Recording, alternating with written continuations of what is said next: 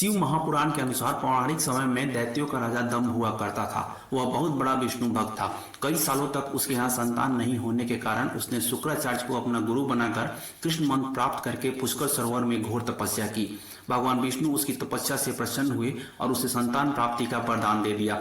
भगवान विष्णु के वरदान से राजा दम्भ के यहाँ एक पुत्र ने जन्म लिया। इस पुत्र का नाम शंखचूड़ रखा गया। बड़ा होकर शंखचूड़ ने ब्रह्मा जी को प्रसन्न करने के लिए पुष्कर में घोर तपस्या की। उसकी तपस्या से प्रसन्न होकर ब्रह्मा जी ने वरदान मांगने को कहा। तब शंखचूड़ ने वरदान मांगा, वह हमेशा अजर अमर है और कोई भी देवता उसे नहीं मार पाए। ब्रह्मा जी ने यह वरदान दे दिया और कहा, बद्री वन में जाकर धर्मध्वज की पुत्री तुलसी से विवाह कर ले। शंखचूड़ ने ऐसा ही किया। तुलसी से विवाह करके वह सुखपूर्वक रहने लगा। उसने अपने बल से देवताओं, असुरों, दानवों, राक्षसों, गंधर्वों, नागों, किन्नर, मनुष्यों, त्रिलोकी में सभी प्राणियों से विजय प्राप्त कर ली। वह भगवान विष्णु का परम भक्त था। शंखचूड़ के अत्याचारों से सभी देवता परेशान होकर ब्रह्मा जी के पास गए। ब्रह्मा जी उन्हें विष्णु के पास ले गए। तब भगवान विष्णु ने कहा कि शंखचूड़ की मृत्यु भगवान शिव के त्रिशूल से होगी, अतः आप उनके पास जाए। भगवान शिव ने चित्ररथ नामक गण को अपना दूत बनाकर शंखचूड़ के पास भेजा, परंतु शंखचूड़ ने मना कर दिया और कहा कि वह महेश्वर से युद्ध करना चाहता है।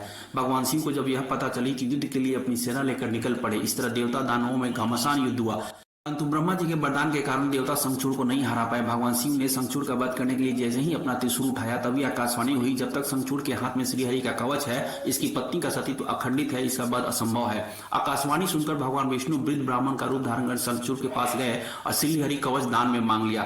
शंखचूड़ ने वह कवच बिना किसी संकोच के दान कर दिया। इसके पास भगवान विष्णु शंखचूड़ का रूप लेकर तुलसी के पास गए।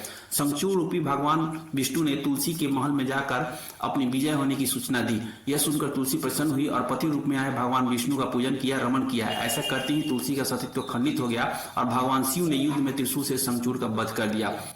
जब तुलसी को पता चला कि वे उनके पति नहीं है, वे भगवान विष्णु है, क्रोध में आकर तुलसी ने कहा कि आपने छलपूर्वक मेरा धर्म भ्रष्ट किया है और मेरे पति को मार डाला, अतः मैं आपको शाप देती हूँ कि आप पाषाण होकर धरती पर रहें। तब भगवान विष्णु ने कहा, देवी तुम मेरे भारतवर्ष में रहकर बहुत दिन तक तपस्या कर चुकी हो। तुम्हारा यह शरीर नदी रूप बनकर गंडकी नदी नामक रूप से प्रसिद्ध होगा। तुम पुष्पों में श्रेष्ठ तुलसी का वृक्ष बन जाओगी और सदा मेरे साथ रहोगी। तुम्हारे साप को सत्य करने के लिए मैं पाषाण अर्थात शालिग्राम बनकर रहूंगा।